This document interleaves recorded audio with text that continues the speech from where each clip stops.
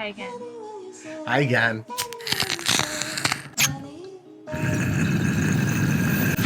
Everyone knows we're beginner growers. Newbies. So, have you made a few mistakes? I've made a ton of mistakes, guys. You guys have sounded off in the comments of mistakes galore. Yeah, But we're learning. We're learning. What are the biggest mistakes we made? We've decided to make a video. I've made some mistakes. Put them all out there. Or some of the biggest mistakes that we've made that have made or break. Yeah. Sometimes Made or break. How do you say made that? or break. Broken? Made or broke. Broken? Broke or breaks. Break. Broke back. Made or broke. Made or break the grow. That's what they've done. So we've broken a few grows. For sure. We've broken a few, but I guess that for autos, at least, the number one kind of easy mistake that you can make is over or under watering. Because that will severely screw up, especially in the early stages. Right from the beginning, you could start doing Yeah, early stages of life, especially for autos, over watering can cause stunted growth. It can cause all kinds of issues. And that's just, it's almost like you get the too much love syndrome. I mean, yeah, you want that little baby to grow. And you're in there every day looking at your plant. And you're like, oh man, let's give it some water. Let's do, and really autos, you don't really need that much. No, not a whole lot. Me personally, I find like usually every other day. Sometimes I go every couple days. Yeah, sometimes even longer. And you can kind of really start to, like in the beginning, you don't really need very much water for them. But like later on, when you start giving them heavier water and stuff, I always go, for me, is by the pot feel. Like, how does it feel when it's empty when you start? Like, pick it up and kind of memorize that weight. And then later in life, when you're watering, you can kind of tell when it's dry, time to go more. I never pick it up. Yeah. I never do. Really? I see you lift them and be like, oh, it's dry or it's still kind of wet. You don't do that? I always go by the feel. What do you guys do? But I also just know when the last time I watered too. And sometimes when, like I said, different plants will drink the water faster, different stages. So for me, it's always been pick it up, kind of feel the weight of it. You can tell if the pot's dry or not. But obviously, so some people don't. Heaven doesn't. So I don't. I mean, but that is a really good gauge, depending on, because sometimes you don't know how fast your and you can tell. You can usually tell by the leaves and stuff. I've noticed too, like when it's overwatered, they'll be droopy and they'll be like all the little cells of the plant, the little veins are all full of water. It's like puffed over, and the stems are real stiff. Whereas if it's like underwatered, then the stems are droopy but real soft. Yep. And stuff like that. But it is a critical thing to learn, and you'll kind of take some trial and error. But I'd say underwatering is one of the huge beginner mistakes that we've made. And then, it just takes practice to figure out what the plants need. Speaking of watering, what do you think about pHing?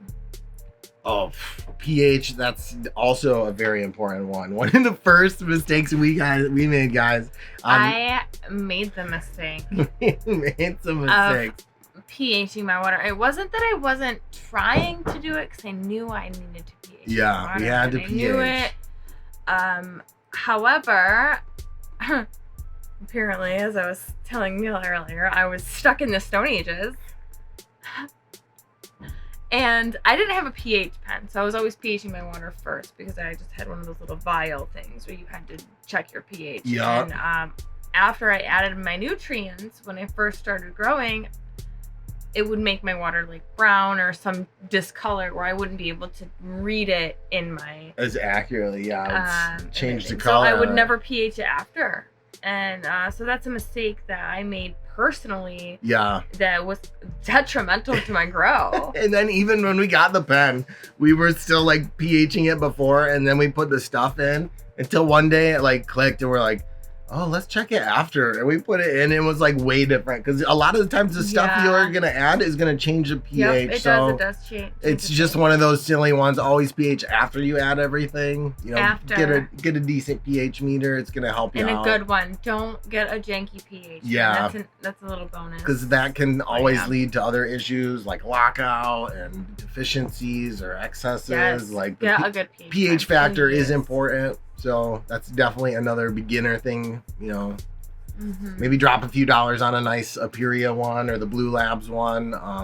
But yeah, pH is I an important personally one. am behind the Aperia. I love them. How about feeding beginner mistakes, babe? What's some that you've struggled with? Well, when I first started growing, I did start with liquid nutrients. So, Yeah.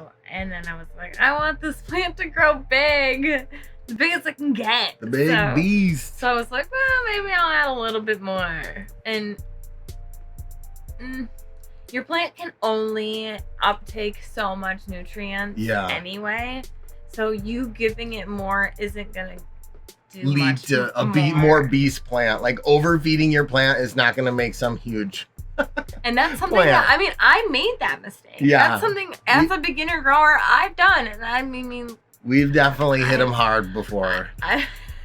And sometimes it might also be like understanding, like in the beginning too, you might not fully understand everything you're putting in there. Sometimes, you know, you might already have a big source of a nutrient from another product you're using, and you might have not really thought about it. Or even the soil mix you're already in. Yeah, or the soil mix and the right time to feed. So, and that's all dependent on what kind of feed you're using, what kind of soil you're using. So a lot of stuff like that is just learning your grow takes time to do and figure out. But definitely the over and under feeding, if anything, we'd probably recommend, it's better now that we've been through a bunch of grows, it's always better to go light with newts than to hit them too hard and then be suffering with all this lockout and damage.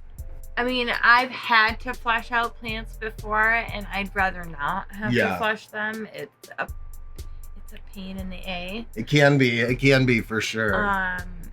But so I just recommend less is more, and start and get gradually more. If you think your plant can take more, then grow up from there. And we've noticed that some strains real hungry, some strains real light eaters. And you know, especially when you're doing autos and things and you're starting new ones from seed every time, you could have a light feeder, you could have one that's real heavy or real particular about what kind of newts you're giving it. So a lot of it is just, you know, getting out there trying, and it's just going to take time. But if, you know, in the beginning, you're probably better to go less on the newts, because you can always add more if you're seeing like deficiencies, yellow leaves at the bottoms and things, you know, hit them with some feed. And it all kind of stems back to knowing how to read your plant. Yeah. Yep. So that's definitely an invaluable something that we'll probably touch on quite a bit. Yep. And the next hot topic we'll talk about is IPM. IPM. Yep. And that's the... What does that mean, babe? Integrated pest management. So...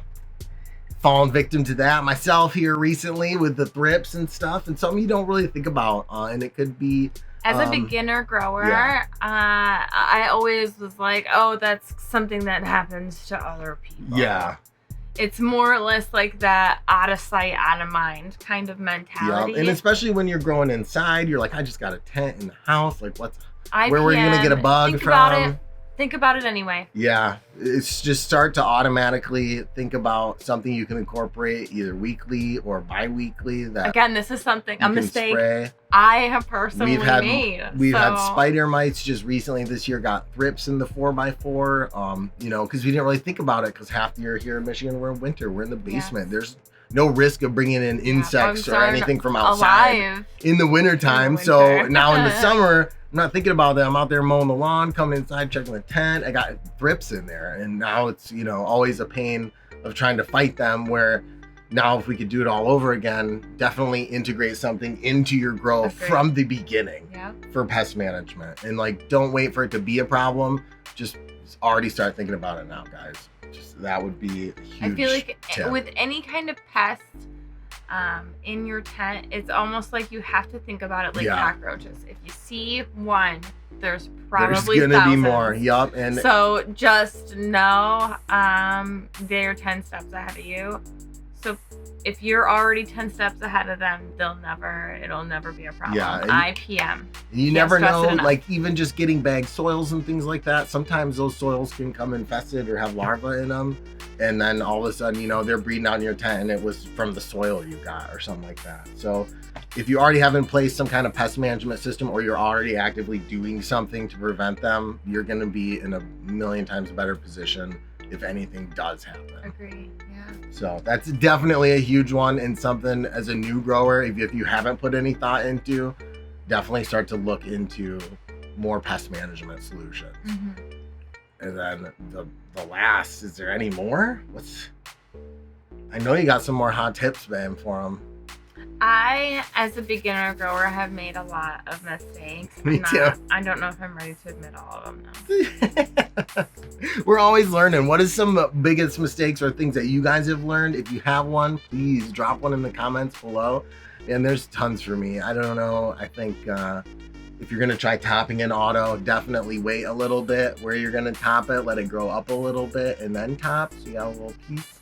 Otherwise, there's a good chance of splitting the stalk. He's always going to do that. We've seen the stalk split, topping it too close. Because usually autos will just do one top. We'll have to get into some other vids, but we just wanted to make a fun one with some just easy beginner mistakes that are easy to make when you're in the start, because you got so many other things going on. Just something to think about, yeah. Yeah, just some things to think about. Definitely, you guys drop some below. Definitely follow on Instagram. Check out for all the behind the scenes content. And the channel members here on YouTube, guys. Thank you again. Yeah. It really helps us out tremendously. Every time we get a new channel member, I get so excited. Right? So I have a little mini party every time. You don't even know. And it's a huge help. It's a huge help for what we're trying to do here, guys. So we do really appreciate it. It helps with live streams, all the content we're creating, and all the fun stuff we want to do. So we really appreciate it. And we'll see you guys in the next one. Thank you, guys.